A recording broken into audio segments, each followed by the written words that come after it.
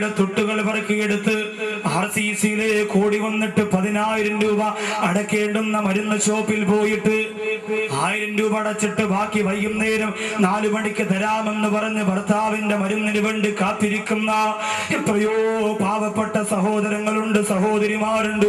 അല്ലാഹുവേ പടച്ചവനെ, അത്തരം അവസ്ഥകളെ തൊട്ട് ഞങ്ങളെ നീ കാത്തിരക്ഷിക്കണേ അല്ലാ. അല്ലാഹുവിന്റെ റസൂൽ പറയുന്നു, അർഹതപ്പെട്ട രീതിയിൽ ആരെങ്കിലും പണം സമ്പാദിച്ചാൽ ഈ ബാരിക്കുലഹു, അതിലല്ലാഹു ബറക്കത്ത് ചെയ്യുന്നതാ, അതിലല്ലാഹു ബറക്കത്ത് ചെയ്യുന്നതാ. വിദേശ രാജ്യത്ത് ആരെയും വഞ്ചിക്കാറ്, ആരെയും പറ്റിക്കാറ് കഷ്ടപ്പെട്ടുകൊണ്ട് പണം സമ്പാദിച്ച ആ പണം എംഎസിന്റെ പാവപ്പെട്ട മക്കളെ കെട്ടിക്കുന്നതിന് വേണ്ടി കൊടുക്കുന്ന ഗൾഫുകാരുണ്ട്. അല്ലാഹുവേ, ആ പാവപ്പെട്ട ഗൾഫുകാരുടെ സമ്പത്തിൽ ബറക്കത്ത് കൊടുക്കണേ അല്ലാ. ഒരുപാട് പേര് എനിക്ക് അത്ഭുതം തോന്നിപ്പോയി. അൻസാറുൽ മുസ്ലിമീന്റെ പ്രവർത്തകരെ കുറിച്ച് ഞാൻ അന്വേഷിച്ചപ്പോ എല്ലാവരും ഓരോ വർഷവും 10,000 രൂപ അതിലിടലാണ് അവരുടെ അഡ്മിഷൻ ഫീസ്. എനിക്ക് അൻസാറുൽ മുസ്ലിമീൻ പ്രവർത്തിക്കണമെങ്കിൽ ആദ്യം മുസ്ലിയാരെ പേരെന്തെന്നല്ല ചോദിക്കുക, ആദ്യം 10,000 രൂപ തരാനാ പറയാ. ആദ്യം അവരിൽ നിന്ന് പണം ഇറക്കിയെങ്കിലേ എന്തുണ്ടാവുള്ളൂ, ആ പരിപാടിക്ക് കഷ്ടപ്പെടാൻ ഒരു മനസ്സ് വരുള്ളൂ. കസേര ഇട്ടുകൊണ്ട് കാലുമേട്ട് ഒപ്പിടാൻ ഒരു സെക്രട്ടറി ആണെങ്കിൽ ഇഷ്ടംപോലെ സെക്രട്ടറിമാരുണ്ട്. അതുകൊണ്ടാണ് പള്ളികളിൽ ഇലക്ഷൻ അധികരിക്കുന്നത്. കമ്മിറ്റിയിൽ നിൽക്കണമെങ്കിൽ 50,000 രൂപ കെട്ടിവെക്കണമെന്ന് പറഞ്ഞാൽ ഒരാളും ലോകത്ത് സെക്രട്ടറി ആവൂല, ഒരാളും ലോകത്ത് പ്രസിഡന്റ് ആവൂല, ഒരാളും എന്റെ പ്രിയമുള്ളവരെ ഇലക്ഷനിൽ നിന്ന് മത്സരിക്കുന്ന അവസ്ഥയിലേക്ക് എത്തൂല. എന്നതുകൊണ്ടല്ലേ പണം കൂടുമ്പോഴാണ് അടിയുണ്ടാവുന്നത് ചെലവഴിക്കുന്ന വിഷയത്തിൽ. ചില സ്ഥലത്തൊക്കെ 5-6 ചെറുപ്പക്കാര് കൂടിയിട്ട് പറയും, ബാക്കവി അല്ലെങ്കിൽ കാഞ്ഞാറുസ്താറെ ആരെങ്കിലും ഒന്ന് വരണം, 2 ദിവസത്തെ പരിപാടി വെക്കണം, പാവപ്പെട്ടവരെ കെട്ടിക്കാനാണ് എന്ന് പറഞ്ഞുകൊണ്ട് ഡേറ്റൊക്കെ വായിക്കും. എന്നിട്ട് വലിയ നോട്ടീസും പോസ്റ്ററും ഒക്കെ അടിക്കുമ്പോ തന്നെ ആൾക്കാർ പറയും, ഉഷാദ് ബാക്കവിയാണോ വരണത്, സുന്നിയല്ല, സുന്നത്ത് ജമാഅത്തല്ല, വെറുതെ അതും ഇതൊക്കെ പറഞ്ഞ് നാട് നശിപ്പിക്കും, അതുകൊണ്ട് വേണ്ട എന്ന് പറഞ്ഞൊക്കെ ഫിത്തിനെ ഫസാദൊക്കെ പറയും.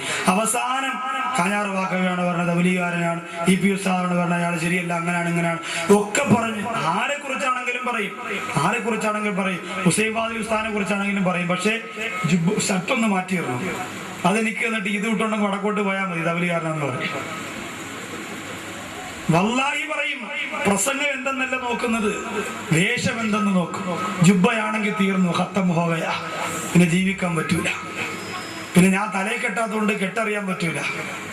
അതുകൊണ്ടാണ് ഇന്നത്തെ അവസ്ഥ ഏതാ പ്രിയമുള്ളവരെ. അള്ളാഹു പടച്ച തമ്പുരാൻ സുന്നത്ത് ജമാഅത്തിന് വേണ്ടി മരിക്കുന്നത് വരെ ജീവിക്കാനുള്ള തൗഫീഖ് തരട്ടെ. ഒരു സങ്കടം കൂടി ഞാൻ ഇതിനിടെ നിങ്ങളെ ഓർമ്മപ്പെടുത്തുകയാണ്. ഇന്ന് നമ്മുടെ ഉറുക്കാൻ കടകളിലും ചായക്കടകളിലും ചാരായക്കടകളിലും അള്ളാന്റെ ഹബീബാണ് ചർച്ച. അള്ളാഹു കാത്തുരക്ഷിക്കുമാറാകട്ടെ. പുന്നാര നബി തങ്ങളുടെ ശരീരം മണ്ണിനടിയിൽ ചീഞ്ഞളിഞ്ഞു പോയി എന്ന് പറയുന്ന വൃത്തികെട്ടവര് വരെ നമ്മുടെ നാടുകളിൽ അഭിമാനത്തോടെ ജീവിച്ചു കൊണ്ടിരിക്കുന്നു. അള്ളാഹു കാത്തുരക്ഷിക്കുമാറാകട്ടെ. ഒരിക്കലും എൻ്റെ പ്രിയമുള്ള കൂട്ടുകാര് അങ്ങനെ ഒരു വാക്ക് നിങ്ങളുടെ ജീവിതത്തിൽ വന്നു പോകരുത്. അള്ളാന്റെ റസൂലിന്റെ ശരീരം പോട്ടെ, മസ്ജിദുൻ നബവിയുടെ മണ്ണൊന്ന് മാന്തി നോക്കിയാൽ സഹാബത്തിന്റെ ശരീരത്ത് പോലും ചിതലും പുഴുവും ഉറുമ്പ് പോലും മരിച്ചിട്ടുണ്ടാവൂല, സഹാബത്തിന്റെ ശരീരം. പിന്നെ എങ്ങനെയാണ് നമ്മുടെ പൊന്നാര ഹബീബിന്റെ ശരീരം പുഴുത്തെറിഞ്ഞു പോയെന്ന് പറയുന്നത്? റസൂലുള്ളാഹിയുടെ മുടിയും റസൂലുള്ളാഹിയുടെ നഖവും അള്ളാന്റെ ഹബീബിന്റെ ശരീരവും ബോഡി വേസ്റ്റും മാലിന്യവും എന്ന് പറയുന്ന എത്രയോ പേരുണ്ട്. അള്ളാഹു കാത്തുരക്ഷിക്കട്ടെ. ഒരിക്കലും മോശമായ ചർച്ചകളിൽ നമ്മൾ ആരും ഉൾപ്പെടരുത്. ഏത് സംഘടനയിലും നിങ്ങൾ പ്രവർത്തിച്ചു, പക്ഷേ അള്ളാന്റെ ഹബീബിനെ കുറിച്ച് മോശത്തരം പറയാനുള്ള അർഹത എന്റെ പ്രിയമുള്ളവരെ നമ്മുടെ ഈ പാവപ്പെട്ട നമ്മുടെ നാവിനില്ല. ഒരിക്കലും ചർച്ച ചെയ്യരുത്, ആ ചർച്ച നമുക്ക് വേണ്ട. അള്ളാഹു കാത്തുരക്ഷിക്കട്ടെ. മരിക്കുന്നത് വരെ അള്ളാന്റെ ഹബീബിന്റെ മുഖം കണ്ടു മരിക്കാനുള്ള സുന്നത്ത് ജമാഅത്തിന്റെ പ്രവർത്തനങ്ങൾ നടത്തുക, അതുമാത്രം തിരഞ്ഞെടുക്കുക. അള്ളാഹു തൗഫീഖ് തരട്ടെ. അള്ളാഹുവിന്റെ റസൂലായ പ്രവാചകര് പറയുകയാണ്, അർഹതപ്പെട്ട രീതിയിൽ ആരെങ്കിലും പണമുണ്ടാക്കിയാൽ അവനാ പണത്തിൽ അള്ളാഹു ബറക്കത്ത് കൊടുക്കുന്നതാ. പണം പെട്ടെന്ന് വരുമ്പോഴാണ് ചർച്ച കൂടുക. 3-4 കുട്ടികൾ അങ്ങനെ മതപ്രസംഗം വെച്ച് ഒരുപാട് പൈസയൊക്കെ ആകുമ്പോ പള്ളിക്കമ്മിറ്റിക്കാർ വരും, നാട്ടുകാർ വരും, പാപ്പമാരെ എതിർത്തവരൊക്കെ വരും. മക്കളെ നമുക്കൊരു യോഗം ചേർന്നിട്ട് അത് എങ്ങനെ ചെലവഴിക്കണം എന്ന് ആലോചിക്കാം. മക്കള് പറയും, വാദം നടത്താൻ നേരത്ത് നിങ്ങൾ ആരെയും കണ്ടില്ലല്ലോ, പൈസ വന്നപ്പോ ഇപ്പൊ മരിക്കാൻ കിടക്കണവരൊക്കെ എണീച്ച് വരികയാണല്ലോ എന്ന് ചോദിക്കുന്ന കാര്യം എല്ലായിടത്തും അതാ. പണമില്ലാത്ത ഫണ്ടുണ്ടെങ്കിൽ ആ പള്ളിയിൽ കമ്മിറ്റിക്കാരില്ല, ആ സംഘടനയിൽ ആളില്ല. ഒരു സ്ഥലത്തും അങ്ങനെ പണമില്ലെങ്കിൽ ആളില്ല. നിങ്ങൾ പോലും നിങ്ങൾ ഓച്ചിറയിൽ 1 രൂപ കൈയെടുക്കാനില്ലാത്ത പാവപ്പെട്ടവനാണെങ്കിൽ നിങ്ങളെ കണ്ടാൽ സലാം പറയുന്നവർ വരെ കുറവാണ്. അല്ലാഹു കാത്തുരക്ഷിക്കട്ടെ. പാവപ്പെട്ടവരെ ഒരിക്കലും അവഗണിക്കരുത്. പണം അല്ലാഹുവാണ് തരുന്നത്. പോക്കറ്റിന്റെ അകത്ത് 1000ന്റെ നോട്ട് കെട്ടുള്ളവരോട് മാത്രം സലാം പറയുന്ന സമ്പന്ന വർഗത്തിനോട് പ്രത്യേകമുള്ള താല്പര്യം എന്റെ സഹോദരങ്ങളുടെ മനസ്സിലുണ്ടാവാൻ പാടില്ല. അല്ലാഹു നമ്മെ കാത്തുരക്ഷിക്കട്ടെ. പൊന്നാര നബി തങ്ങൾ പറയുന്ന അർഹതയില്ലാത്ത രീതിയിൽ ആരെങ്കിലും പണം സമ്പാദിച്ചു പോരാ, അവന്റെ ഉദാഹരണം പൊന്നാര നബി തങ്ങൾ പറയുന്നു, വയറ് നിറച്ച് കഴിച്ചിട്ടും വയറ് നിറക്കാത്തവനെ പോലെയാണ്. ഹറാമായ രീതിയിലൂടെ പണം സമ്പാദിക്കുന്നവന്റെ ഉദാഹരണം, വയറ് നിറച്ച് ഭക്ഷണം കഴിക്കും, എന്നാലും അവന്റെ വയറ് നിറയുകയില്ല. അതാണ് ഒരുപാട് പണമുണ്ടായിട്ടും സമാധാനമില്ല, ഒരുപാട് സുഖമുണ്ടായിട്ടും സമാധാനമില്ല. ഖുർആൻ പറയുന്നു, വൈലുൽ ലികുല്ലി ഹുമസത്തിൽ ലുമസ അല്ലദീ ജമഅ മാലൻ വഅദ്ദദ.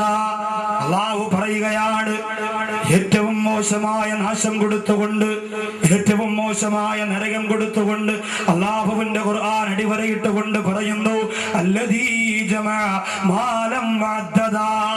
പണം ഒരുമിച്ച് കൂട്ടുന്നവരും എല്ലാ ദിവസവും അതിനെ എണ്ണി നോക്കുന്നവരും നരകത്തിലാണെന്ന് അല്ലാഹുവിന്റെ ഖുർആൻ പറയാം.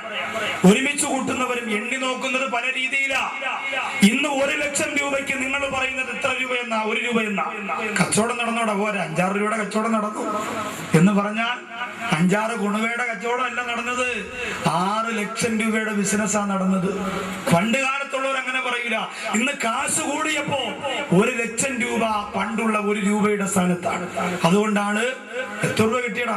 10 രൂപ കിട്ടിയടാ എന്ന് പറഞ്ഞാൽ 10 ലക്ഷം രൂപ കിട്ടിയെന്ന, 10 ലക്ഷം രൂപ കിട്ടിയെന്ന. പിന്നെ നോട്ടിനെ നമ്മൾ എണ്ണുന്നതോ താവ്, തോവ്, തിലു, തട്ടല്, തടവല്, നുണക്കല്, വലിക്കല്, തുടിക്കല്. പൈസ എണ്ണിട്ടില്ലേ? ഇതുപോലും തെറ്റാ, ഇങ്ങനെ എണ്ണാൻ പാടില്ല. നിങ്ങളെന്താ കരുതിയത്? കോഡ് ഭാഷ എന്നാ പറയാ. ഓച്ചിറയിൽ ഒരുപാട് കോഡ് ഭാഷ ഉണ്ട്, എനിക്കറിയാം. താളനും താളി എന്തോ ഓച്ചിറ സ്പെഷ്യലായ കുറച്ച് വാക്കുകളുണ്ട്. ഇപ്പൊ കുറച്ചു കാലമായിട്ട് ഓച്ചിറ ഭാഷ പഠിച്ചുകൊണ്ടിരിക്കുക.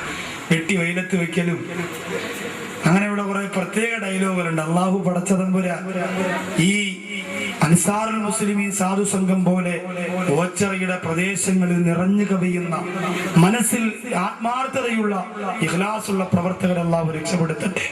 ഒരു പാവപ്പെട്ടവൻ മുമ്പ് നിന്ന് പൊട്ടിക്കരഞ്ഞാൽ ആ കണ്ണുനീര് കണ്ടിട്ട് പെട്ടെന്ന് കൂട്ടുകാരെ ഒന്ന് ഫോൺ വിളിച്ചു പറഞ്ഞിട്ട്, നീ 100 ഇട്, ഞാൻ 500 ഇടാം എന്ന് പറഞ്ഞ് പൈസ പിരിച്ചിട്ട് പലിശക്കെടുക്കാൻ പോകുന്നവന്റെ കയ്യിൽ കാശ് കൊണ്ട് കൊടുത്തിട്ട് ഇതിരിക്കട്ടെ എന്ന് പറയാനുള്ള മനസ്സ് ഈ കാലഘട്ടത്തിൽ 100 രൂപയ്ക്ക് വേണ്ടി ഉമ്മയെ കൊല്ലുന്ന കാലഘട്ടത്തിൽ ഒരു വിഭാഗം ചെറുപ്പക്കാർക്കുണ്ടെങ്കിൽ പ്രിയമുള്ളവരെ, അത് വളർന്നു വരണം.